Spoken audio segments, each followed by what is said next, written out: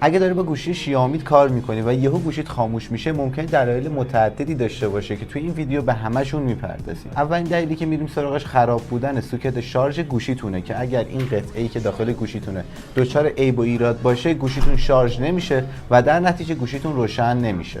دومین دلیلی که ممکنه وجود داشته باشه خرابی صفحه نمایش گوشیتونه. ممکنه گوشیتون هیچ ایراد دیگه‌ای نداشته باشه، یعنی سوکت شارژ درست باشه، سی پی یوتون درست باشه و بقیه قطعات هم درست بشه، اما هیچ تصویری شما دریافت نکنید که در این صورت LCD یا صفحه نمایش گوشیتون خراب شده. و اما ممکنه نه ایراد سخت افزاری باشه نه نرم افزاری باشه، کلا هیچ یک از قطعاتی که داخل گوشی خراب نشده باشه.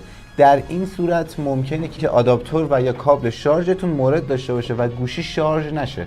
یکی از ایراداتی که معمولا گوشی شیائومی دارن مشکلات نرم افزاری این گوشی هست که معمولا باعث خاموشی گوشی میشه یا اینکه روی لوگو گیر میکنه. وقتی شما گوشی رو روشن میکنید روی لوگو شیائومی کاملا لوپ میشه. مواردی که بهتون گفتم از مهمترین دلایلی ان که باعث میشه گوشی شیائومیتون خاموش باشه. بهتره برای حل مشکل خاموشی گوشیتون حتما با کارشناسای تعمیرات موبایل در تماس باشید تا مشکلاتتون در سریعترین زمان حل بشه.